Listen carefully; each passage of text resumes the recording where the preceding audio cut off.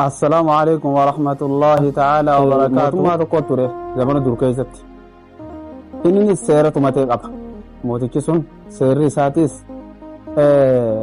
مالي إتن نموت إسا خدمني جر نموتن إسان خدمن كنا ولا قادم بي يقاو سيرة تنبولماتا وجنجرين جيتي ثميلا أبايت موتيكسون مالف نمني توك بدي بالليسنان أكا qixaaxamu jeeti dambii lafa kaayatee jira. Sanis maal godhate dallaa guddaa ijaareeti dallaa guddaa sanitti sareewwan akka gaariitti nama nyaatanii nama ajjeesan san achi sanitti galchee jechuudha dallaa san keessatti. Hoggaaniif galche kana maaliif kun ittiin bulmaata nama badii osoo isa kaddamu jiru badii balleesse achi darbee qixaaxuun jechuudha. Du'a jechuun maali? Kana jechuun murtee du'aati. Kanaaf isa kana keessatti gurbaan tokko isa kana mooticha kana amata 10 kaddamaa tura. Amata 10 kaddame kana keessatti badiin yookaan irri tokko osoo itti argamin kaddamaa ture. Hoggaaniif kaddamu kana akka tasaa ta'ee waggaa 10 xumuratee booda ilma namaati dogoggoriin oolamu dogoggorri tasatti argame. Itti argamnaan mootichinis isa naawaamaa jedhee waammate. Hoggaaniif waammatu kana dambii lafaa qabnu jira. Kanaaf namni osooti nu kaddamaa jiru badii takka balleesse qixaanni isaa yookaan haddiin isaa deemee bakka dallaa sareen keessa jirtu sanitti darbamuudha. Kanaaf murteen ta'e kanuma jeeni namichinis dhiifama mooticha kiyya kabajamoo gaafii takkaan isin gaafachuu barbaada. Murtiin isin akka kennitanis baay'ee na taatee jirti. Inkilaafuun fudhadha. Dhiifama wajji waa'een isin gaafachuu barbaada.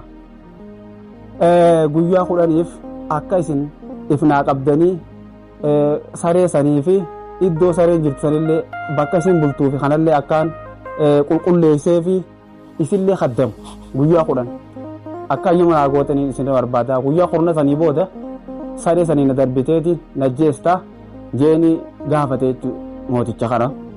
Duuba mootichiinis maal jedheeni taate deem guyyaa 10f beenuuti akkana gaafatte kana si hayyabeetiin jira deem jiraadhu jeen. Gurbaan san deemee saree san kaddamu seene bishaan dhaqaa fi nyaata qopheessaa fi bakka isin bultullee akka gaariitti jechuudha ni tolchaaf jecha. Guyyaa saylaffaa akkasitti oolee guyyaa 10ffaa gizeen fi xumurate gama mooticha sanii dhufe jecha. Hoggoonii fi gama mooticha sanii dhufu mootichaan guyyaa 10 kiyya xumuradhe dhiifamaa wajji akkana jeeni itti dhufe jechuudha. Kanaaf mootichiinis maal godhe galatoomii hottuma guyyaa 10 teetti illee irra si dabre jeeni qabee fuudhee saree sanaaf darbe jecha.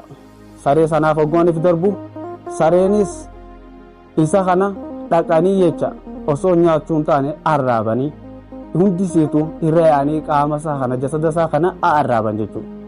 Kanaaf mootichi gubbaa ejjee ilaalee dallanee maaf nyaanne maaliif nan isa kanatti darba isaa maadii isan sareen tun jee duraaniif isa kanaan dura namootan ulaagaa akka inni dalagee hojjetan kana hojjete saree yoo darbe sareen numa nyaatte jecha.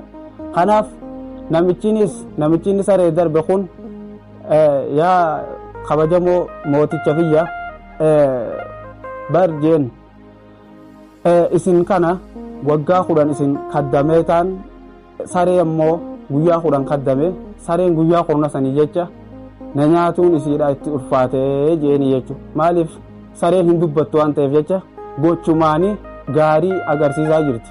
Kanaaf sareen gocha silaa namnichi sun hin dalagin dhiistee irratti tola oolte ilmi namaa jechuudha haala san walirratti geggeessee kan sareenuu guyyaa 10 inni kaddamnaan dhiise anis waggaa 10 na kaddame je'ee haala saniin akkasitti bayyanfatee addaanillee dubbiin baatee fi irraa garagale jechuudha. Kanaaf ilmi namaa kun wajji jireenya isatti ni dogoggora. Seenaa tana wanni inni qabadhee dhiyaaddeef dhiifamanii dheerattelleedha.